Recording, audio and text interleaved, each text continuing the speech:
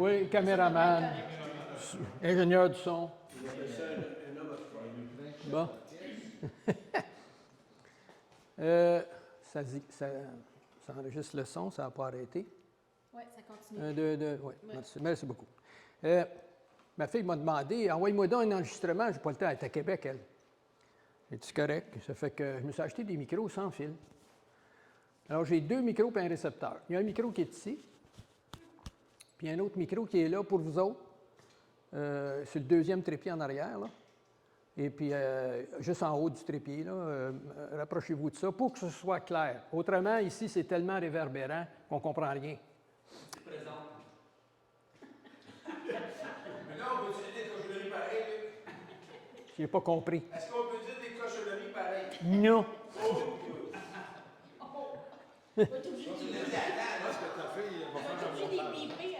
Ça se pourrait que ma fille fasse un montage. Les vidéos, je les ai fabriquées avec le logiciel Sky Safari. J'ai tout fait avec Sky Safari. Et puis, j'ai pris des images à gauche et à droite dans des livres, sur l'Internet, etc., comme tout le monde fait. Alors, curieusement, on va commencer par parler de cadran et d'index, parce que la sphère céleste est divisée, comme la Terre, en fuseaux, des méridiens qu'on appelle, il y en a 24, et puis on se sert de ça comme cadran. Puis il y a un index, qui est l'équinoxe vernal. On va expliquer tout ça. Alors, comme tous les cadrans, on a besoin au moins d'un index et d'une échelle.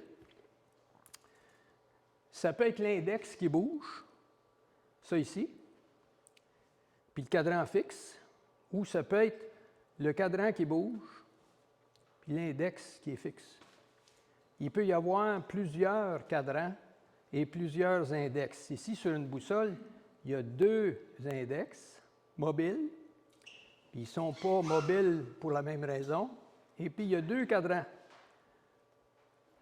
attachés ensemble, mais on peut les déplacer. Juste pour compliquer la chose, une règle de calcul, il y a plusieurs cadrans. Et puis, il y a même quelques cadrans qui sont mobiles sur une languette comme ça. Et l'index est mobile lui aussi. Ça rappelle des souvenirs à ceux qui sont un petit peu moins jeunes parmi nous. Ah oui. Ils sont allés sur la Lune avec ça, hein? Ah oui. Donc, la sphère céleste peut être mesurée avec communément 2 systèmes de coordonnées. On se sert surtout des coordonnées équatoriales qui prennent l'équateur comme déclinaison 0 et puis comme cadran pour l'ascension droite. L'ascension droite, c'est quand on fait le tour du globe, on a divisé le globe en 24 heures, puis chaque heure a 60 minutes, puis chaque minute a 60 secondes. Ça fait beaucoup de secondes quand on fait le tour. Pourquoi ils ont choisi ça au lieu des degrés? C'est parce que c'est plus commode. On va voir pourquoi tantôt. L'heure sidérale est presque la même que l'heure synodique. Je dis synodique à vérifier. C'est l'heure par rapport au Soleil. C'est tout ça qu'il faut dire? C'est pas héliocentrique qu'il faut dire, je ne sais pas trop. L'heure qu'on a tous les jours est presque la même que l'heure sidérale. Au bout d'une journée, il y a seulement 4 minutes de différence. C'est pour ça que c'est commode. Alors, voici un autre cadran et index. C'est une montre de luxe. Alors, cette montre-là a 5 index et 2 cadrans. Il y a 4 aiguilles, 1 minute-seconde ordinaire, plus une autre aiguille d'heure ici, qui pointe sur le cadran qui fait tout le tour, qui est un cadran de 24 heures au lieu de 12. Les pilotes adorent ce montre-là parce qu'ils peuvent maintenir l'heure de référence chez eux ou Greenwich ou à leur goût, et puis passer leur temps à ajuster l'heure locale parce qu'ils se promènent d'un pays à l'autre tout le temps. Là, c'est mélangeant. Le 5e index, c'est la petite loupe qui illustre une partie du cadran en dessous qui montre la date. Ah, les pilotes, ils font juste tourner le cadran. Non, non, pas sur ce montre-là. Il y en a des montres comme ça. Il y a des montres pour ceux qui bougent le cadran, là, c'est habituellement parce qu'ils veulent mesurer un intervalle mesurable, combien d'air il me reste dans ma bonbonne quand je suis sous l'eau. Alors, il avance une marque sur la couronne, 10 minutes, 15 minutes, avant que l'aiguille des minutes y arrive. L'aviateur, lui, il avance puis il recule. Il se promène d'un fuseau horaire à l'autre. Il passe son temps ajusté à chaque aéroport pour savoir ce qui est rendu, parce qu'ils ne savent plus quand est-ce qu'ils ont dormi, puis quand est-ce qu'ils s'endorment, puis etc. Ça peut être dangereux, ça. Alors, on continue. Voici donc une image d'un globe terrestre avec des fuseaux, tous des méridiens. Ça, c'est un autre nom fancy. Méridien, on réserve un des fuseaux. On réserve ce nom-là pour celui qui passe au-dessus de notre tête au zénith, du pôle sud au pôle nord, en passant par le zénith, où on est. Si on se tasse, on a aussi notre méridien, un petit peu différent de l'autre, mais qui passe toujours à notre zénith. En passant, un petit aparté pour la définition du mot méridien, ça revient souvent. La Terre, à l'équateur, est divisée en degrés. Et puis, on utilise l'index de Greenwich. C'est un quartier de Londres, ça. Puis, on met le 0 là. Et puis, on décrit notre longitude en degrés à l'ouest pour nous, 73 degrés à l'ouest. Puis, pour d'autres pays asiatiques, ça va être tant de degrés à l'est. C'est une façon compliquée. Tandis que sur la sphère céleste, on a un autre index, aussi 24 heures, mais c'est plus simple. On passe de 0 à 24 dans le bon sens et c'est tout. Voici une belle illustration.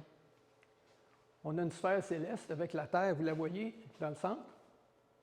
Et puis, ce soir, on va utiliser le modèle de la Terre fixe et puis de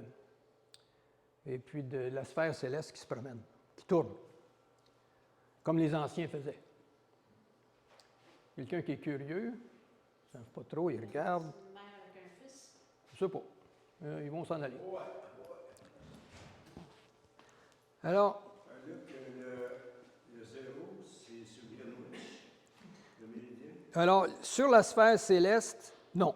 La sphère céleste, elle a un index qui est situé à l'intersection de deux plans. Alors, il y a un plan qui est en vert ici, qui est l'écliptique. Ça, c'est le chemin que le Soleil parcourt par rapport à nous. Alors, c'est nous qui tournons autour du Soleil, c'est sûr, mais avec notre modèle, on fait comme si le Soleil tournait alentour de nous. Et puis, l'écliptique est un petit peu incliné par rapport à nous, mais à cause que l'axe de rotation de la Terre est penché de 23 degrés.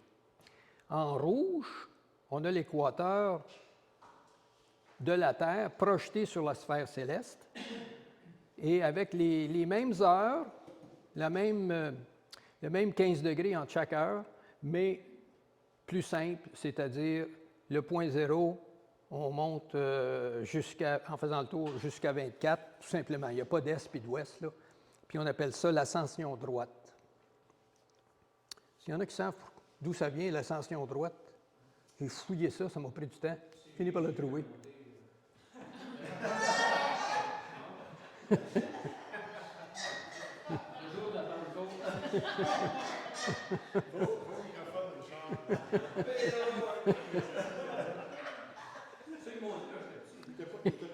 Oui, les médecins disent l'ascension. Oui, il a été embauché, invitation. La glorieuse ascension. C'est ça. Tu l'as pas trouvé? Oui, je l'ai trouvé. C'est curieux. C'est curieux. Alors, le mot droit réfère pas à une ligne qui est plus étirée, ça réfère à un angle droit. Alors, vous mesurez, par exemple, cette position-ci. Alors, il faut que vous alliez en dessous et à angle droit, vous montez jusqu'à la cible. C'est pour ça que c'est l'ascension droite. Pourquoi c'est ascension?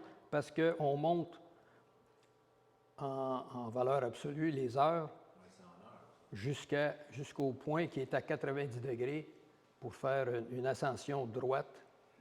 Naturellement, il ne parle pas de l'ascension droite quand c'est une cible qui est en dessous de l'équateur. Pourtant, ascension, c'est pris dans le sens que les profs de géométrie prenaient pour élévation. D'une droite, on élève un autre segment, on élève. Ils étaient bien forts là-dessus, élever.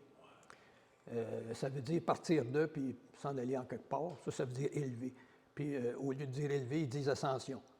Allez savoir pourquoi. Il faudrait appeler Robert Lamontagne. Hein? Qu'est-ce qu'ils font dans l'hémisphère sud? Ça va être en négatif. Encore à l'ascension droite, c'est la même sphère. Ouais, Puis les degrés, en positif ou en négatif? les ascensions droites, les ascensions. La déclinaison va être négative. Oui. Négatif. Oui, regarde en dessous, regarde, c'est marqué. Ouais, ouais. C'est négatif. Mais c'est le même système. On élève à partir de l'équateur jusqu'à un point négatif.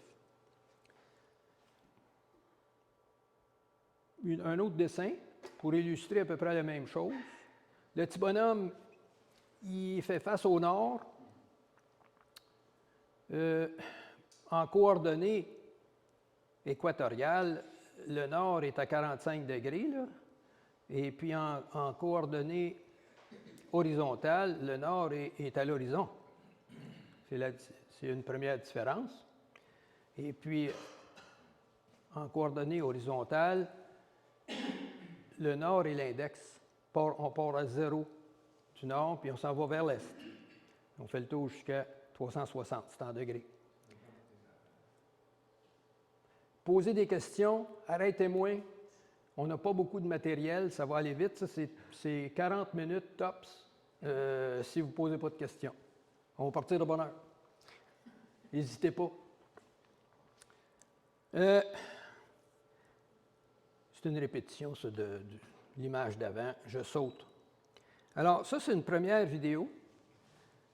C'est tel que Sky Safari nous représente le ciel de ce soir. Puis ça, c'est le ciel à 10 heures, tantôt, dans 1 heure et quelques. Alors, Orion est presque franc-sud. Et puis, ça, c'est la grille que Sky Safari nous représente. C'est une grille imaginaire, bien sûr. Elle n'est concrétisée que quand on peut la concrétiser, je devrais dire, avec nos instruments. Sky Safari ou un disque physique avec des degrés dessus, etc. Alors, je vais partir une petite animation. J'espère que je ne me mélangerai pas trop. Voilà. C'est ça que ça a l'air en accéléré un petit peu. Les étoiles, avec leur grille, s'en vont à droite, c'est-à-dire vers l'ouest, parce qu'on regarde au sud, là. Ils s'en vont vers l'ouest, s'en vont se coucher. On ne traînera pas ça toute la soirée, là, encore 3-4 secondes. Petit commentaire? Voilà. Le lion est au méridien. Notre méridien est en orange, au-dessus du sud, oui. Merci. Alors, suivant. Voici le même dessin que tantôt en coordonnées horizontales. Alors, on a le zénith en haut. Devant le petit bonhomme, c'est le point nord. Et puis, en coordonnées horizontales, on parle de tant de degrés d'azimut. À partir de 0 ici. Alors, si on parle de ce point-là, par exemple, ce serait combien? Ce serait 180, 270. Mi-chemin serait ici, peut-être 292, ou peut-être 280 à peu près, degrés. Puis l'altitude est en degrés à partir de l'horizon. C'est simple. Ça requiert très peu d'investissement pour faire des instruments pour refléter ça. Un simple disque gradué qu'on dessine à la main, un petit niveau numérique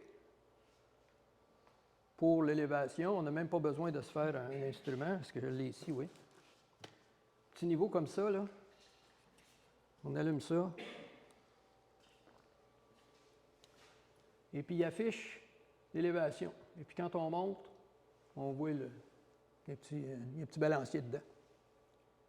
Très commode. On met ça sur le télescope. C'est magnétique. Ensuite, ça, je pense que c'est l'illustration vidéo des coordonnées horizontales. Alors, la grille... Attends, toi. J'ai des notifications qui apparaissent.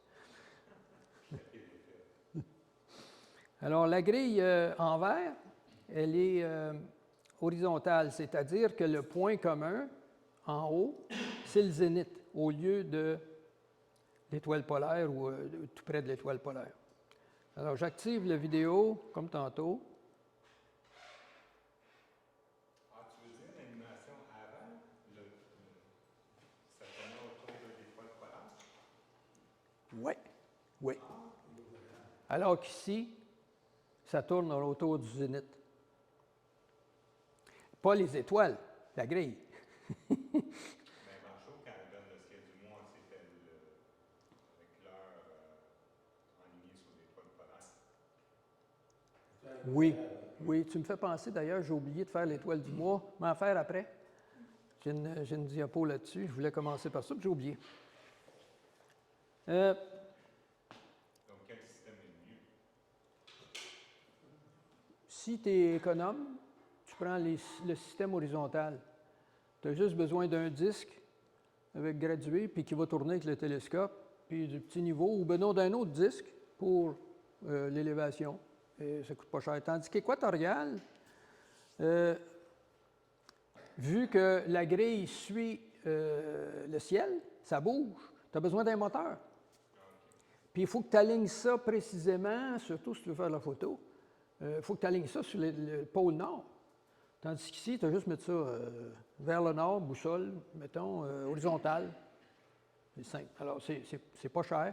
Si tu achètes un télescope qui n'a rien, juste un petit trépied avec un petit pivot dessus pour mettre le télescope, juste de quoi l'empêcher de branler, mettre ça équatorial, c'est impossible. Il faut que tu mettes ça horizontal pour qu'il puisse pivoter le long de l'axe du trépied, puis de monter, s'il y a un petit yoke au moins, s'il y a un petit Y pour le monter puis le descendre. Alors, il faut que tu sois familier avec les coordonnées horizontales pour te servir d'un système simple comme ça. C'est pour ça qu'on s'en sert. Ça marche, par exemple, parce qu'on peut s'habituer.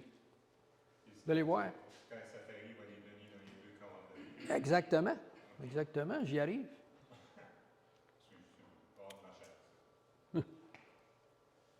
Alors, voici les deux façons de monter un télescope. C'est un exemple. À gauche, c'est les montées en horizontale. Alors, ici, l'échelle graduée, bien, ça va être des degrés qui vont partir de 0 au nord, puis en faisant le tour vers l'est, ils vont faire tout le tour 360 degrés. Et puis, l'autre disque, qui n'est pas un niveau, les autres prennent un disque, pour l'altitude, qui va être 0 à l'horizontale en montant jusqu'à 90 au zénith. L'autre système ici, c'est celui-là qu'il faut aligner sur l'étoile polaire. C'est pas, au début, les débutants, ça peut être un problème. Nous autres, on est habitués, mais au début, c'est pas si facile. Et puis, le même disque, tantôt qui nous mesurait ça en degrés, maintenant est utilisé en heures, minutes, secondes d'ascension droite.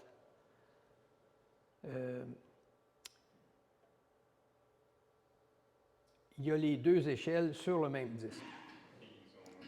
Sinon, on est obligé de convertir.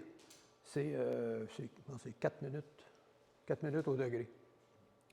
Il y a une petite marque à chaque 4 minutes. Et puis, en mettant le télescope rectiligne comme ça, il faut le faire pointer sur le pôle céleste qui est tout près de l'étoile Polaris. Donc, voici un exemple. Ça veut-tu dire que dans le setup au paravent, il y a un avantage à gauche parce qu'on peut faire tout le ciel, tandis qu'à droite, on ne peut pas tout faire le ciel? On peut faire tout le ciel avec les deux. C'est quoi ta question encore?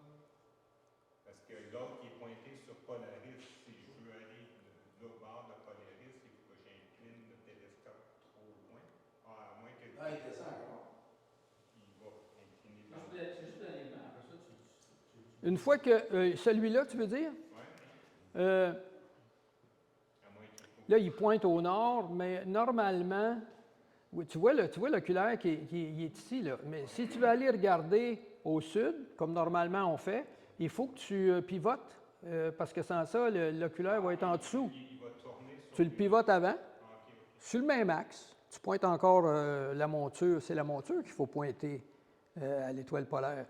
On se sert du télescope pour aider la monture à la pointer comme il faut, mais c'est la monture qui compte parce que c'est elle qui pivote.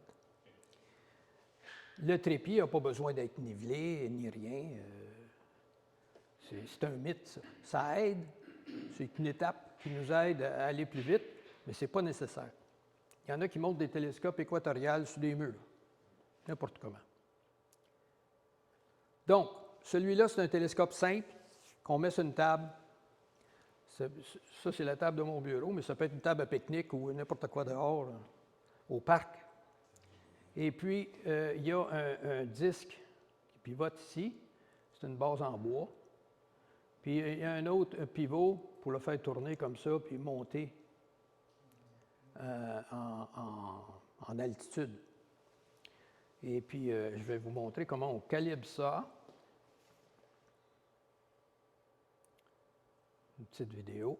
Alors, vous voyez, je tourne le télescope pour pointer sur le pôle Nord ou l'étoile polaire.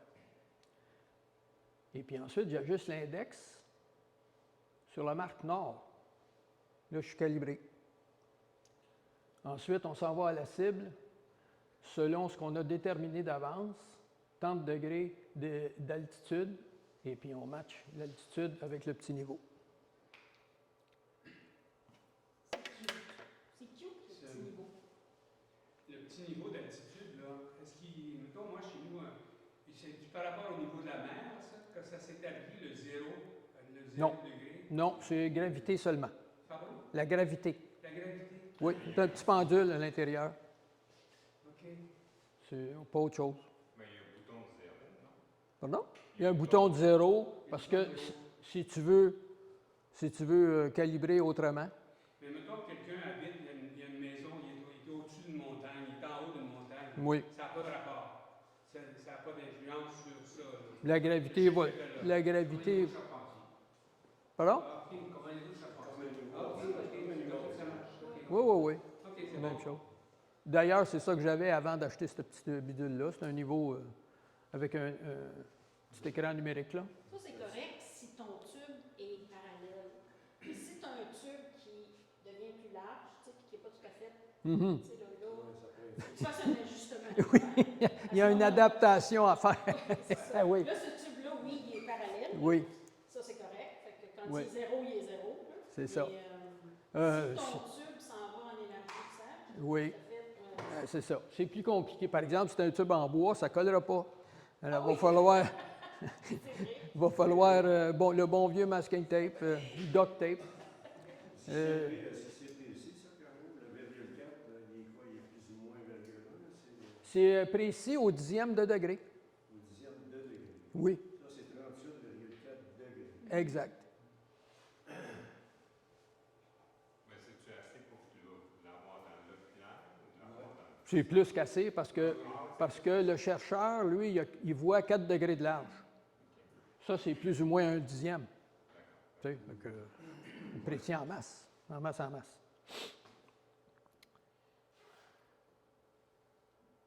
Je ne vous fais pas aller au micro. J'ai mis un micro là. Mais le prochain qui est loin, comme Gilbert, par exemple, va te faire avancer au micro parce que tu es trop loin, ça fait de l'écho. Et on comprend rien. Elle ne comprendra rien, elle, là, à Québec, quand elle va regarder le YouTube. Ça ne marchera pas. Mais tu peux pas dire n'importe quoi, j'ai le temps à compris.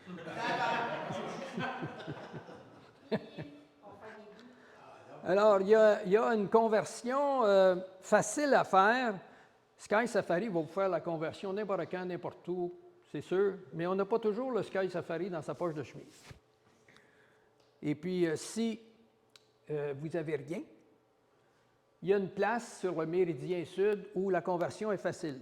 C'est un peu comme un thermomètre là, vertical, un tube avec du mercure dedans. Puis chaque côté, il y a une échelle. Celsius sur un bord, Fahrenheit sur l'autre. Mais c'est le même index. Alors ici, c'est le même principe. On a un cadran qui fait le tour avec 2 échelles.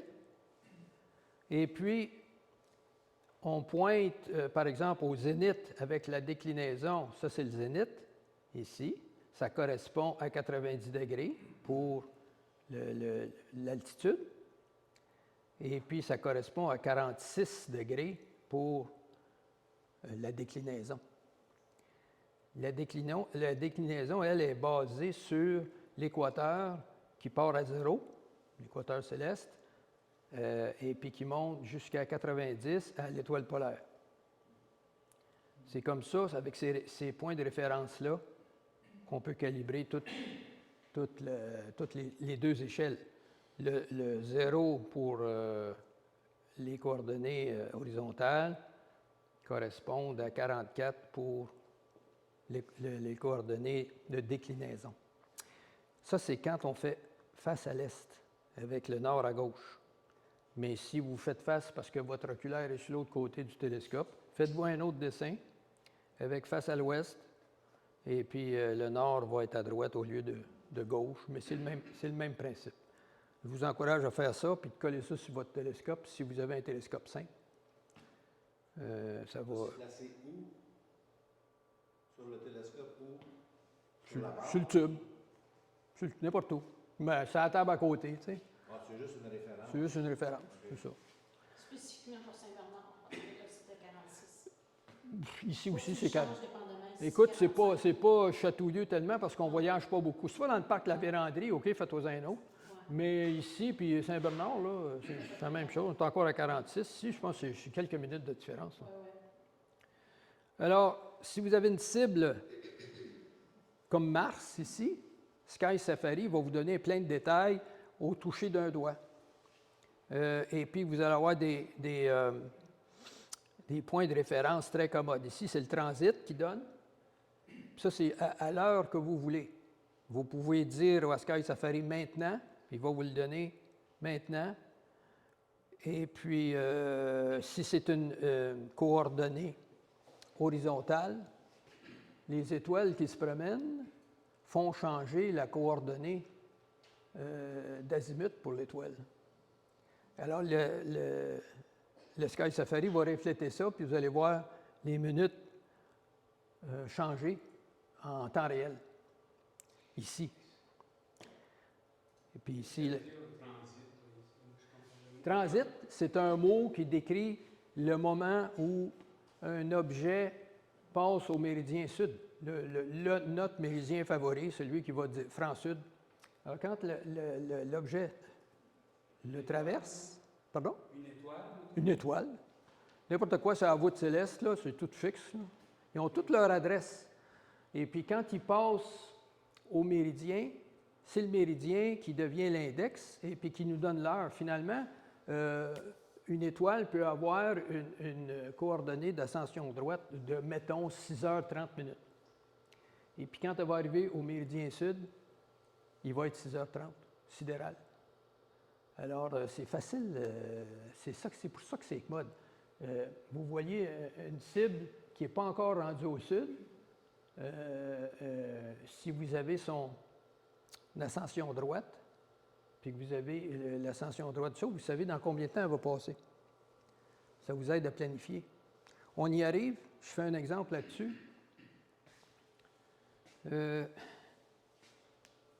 À la toute fin, je vais faire une vidéo là-dessus. Ici, avant, on va illustrer avec Sky Safari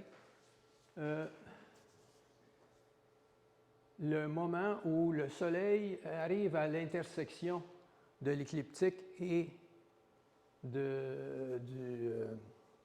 d'équateur céleste. Alors, pardon? C'est pas le coucher du soleil. Oh non, non. C'est le même moment pour tout le monde sur la Terre. Alors, il y en a qui se couchent, mais d'autres pas. Ça dépend. Qu'est-ce que j'allais dire? Sky Safari nous permet de regarder le ciel à partir de n'importe quel point sur la Terre, mais ce n'est pas tout. Il nous permet d'aller en orbite alentour du Soleil ou d'une autre étoile proche ou même d'une planète. Alors, c'est ce que j'ai fait ici. Je me suis mis en mode orbite, et c'est illustré par la petite terre qui est là. Quand on sélectionne orbite dans les paramètres, la petite terre apparaît, et puis on se déplace, on s'en va à 100 unités astronomiques du Soleil, au-dessus du pôle nord du Soleil. Puis on voit tout le système solaire. Puis ensuite, on peut se déplacer dans le plan des orbites, de l'écliptique, par exemple. Et puis c'est ça que j'ai fait. Et puis avant de me déplacer, j'ai sélectionné la Terre pour être en orbite alentour de la Terre et non du Soleil. C'est ce qu'on voit ici. On voit la Terre qui est juste devant le Soleil, est un peu plus petite. Dépendamment de la distance qu'on se place, la Terre peut entièrement couvrir le Soleil. Si on s'approche de la Terre, on va couvrir le Soleil, etc. Alors j'ai ajusté ça pour voir les deux un peu. Le programme n'est pas fait pour jouer comme ça. Il n'est pas aussi précis, mais ça donne une très bonne idée quand même. Alors, je vais partir ça. Ça n'a pas marché. Ici, ça n'a pas marché. OK. Qu'est-ce qui est... Pourquoi ça vient noir dans mon écran et pas là?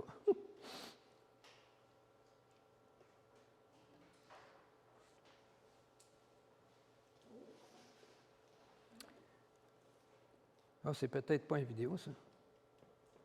OK. OK. Image suivante, c'est le vidéo. Voilà. Alors, je me suis rapproché. Mais c'est pas ça que je veux.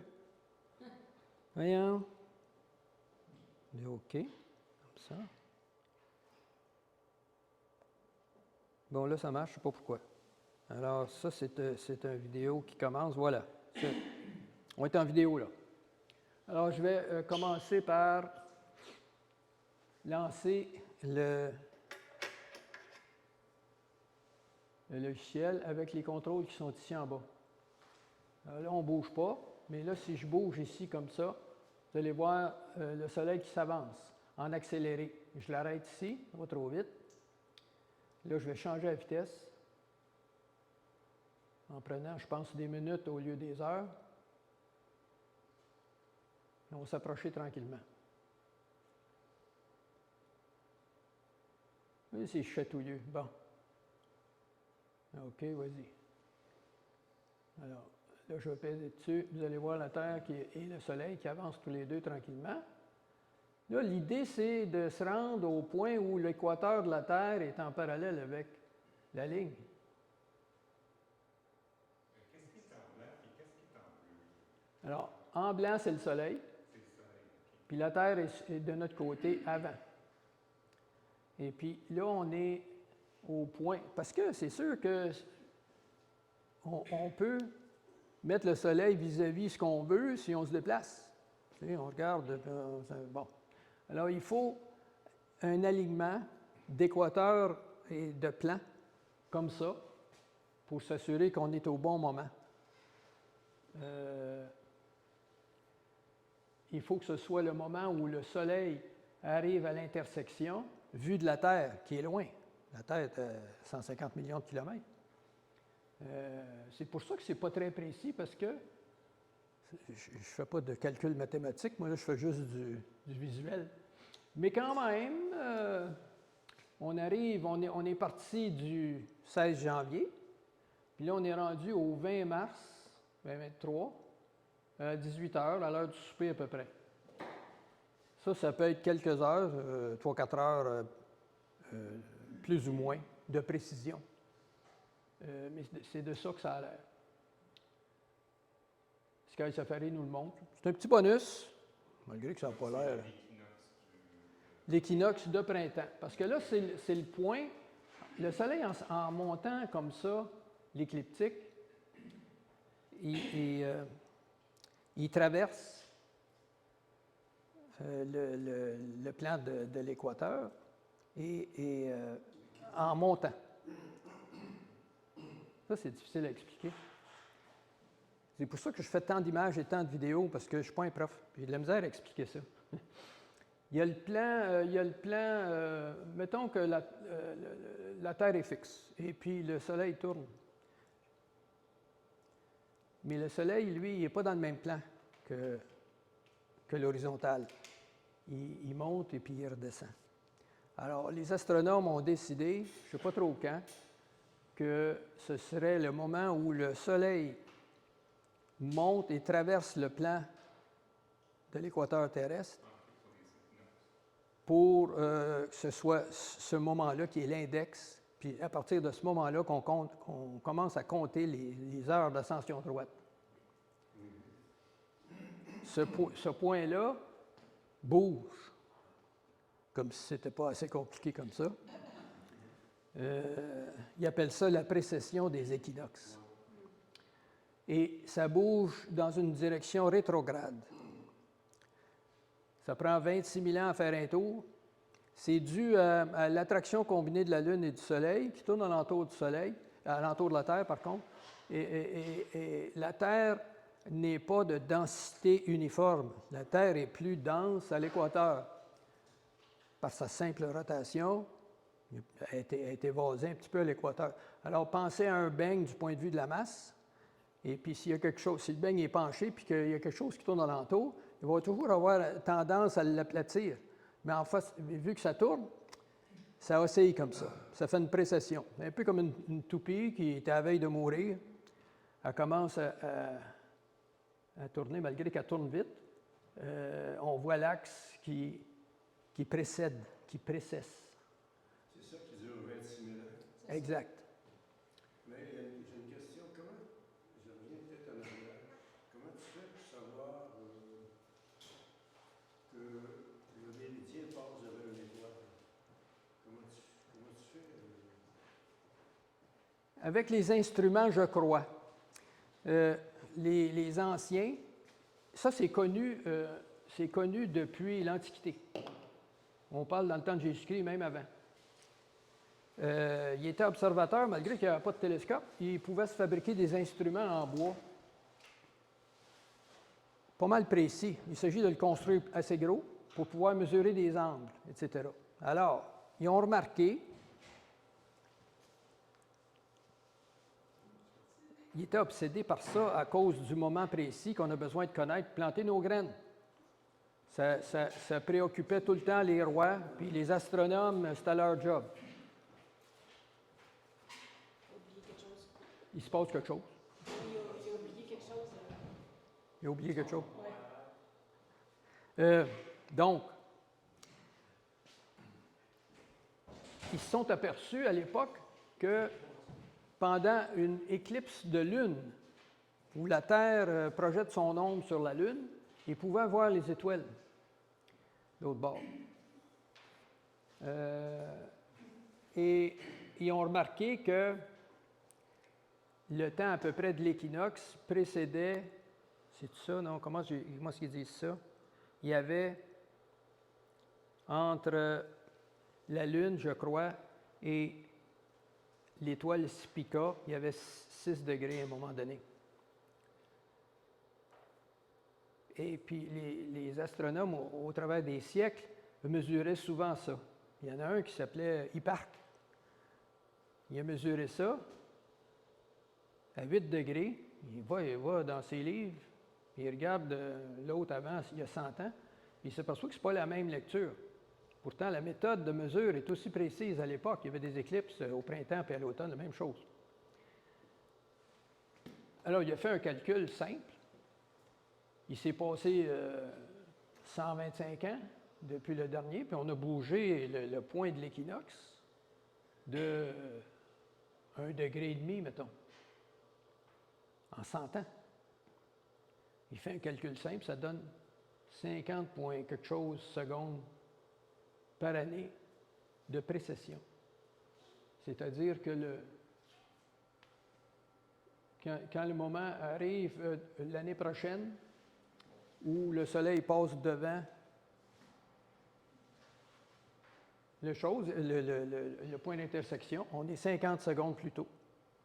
Ou si on attend exactement un an sidéral, le soleil va être dépassé de 50 secondes chaque année. Ils ont remarqué ça, puis ça fait, comme je vous dis, plusieurs siècles qu'ils savent ça.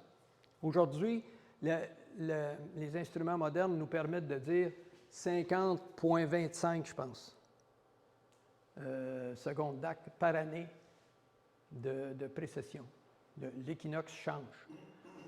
C'est notre index des heures, ça. Alors, ce qu'on est obligé de faire, c'est d'ajuster nos cartes, parce que toute la grille suit l'index. L'index, c'est le point zéro. Alors, la grille s'ajuste à chaque fois. Alors, à tous les 50 ans, il faut redessiner nos cartes. On appelle ça des époques. Et puis moi, mon atlas, c'est l'époque 2000. Mais avant ça, c'était 1950. Et puis, en 2025-26, on va être plus proche de 2050. Ils vont peut-être changer les cartes. On va être obligé d'acheter un autre atlas, maudit. Pas l'emplacement de Polaris aussi. L'emplacement du pôle nord-céleste aussi, il change. Oui, forcément. Ça ne paraît pas beaucoup, mais oui. Alors, Sky Safari nous permet de regarder ça. Pas de le mesurer tellement, parce que ce n'est pas avec Sky Safari qu'ils mesurent ça. Ils font leur calcul, puis Sky Safari se marie au calcul, suit le calcul, c'est ça, c'est plutôt ça. Alors, donc, est-ce que c'est une vidéo, ça? Non, mais avec la question que je te posais, Oui. est-ce que c'est ça finalement? C'est-à-dire qu'à cause de la précession, comment tu fais pour savoir que le méridien passe devant une étoile? Le méridien, c'est basé sur, bon, il y a 24 méridiens. Oui. Et là, comment tu fais pour savoir que le méridien passe sur une étoile? À cause de tes instruments.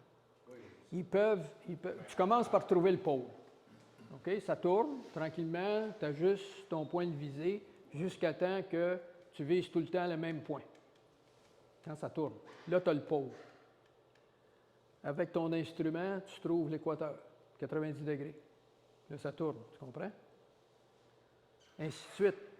Ensuite, à la faveur d'une éclipse et de ton instrument, tu mesures la position d'une étoile que tu vois grâce à l'éclipse.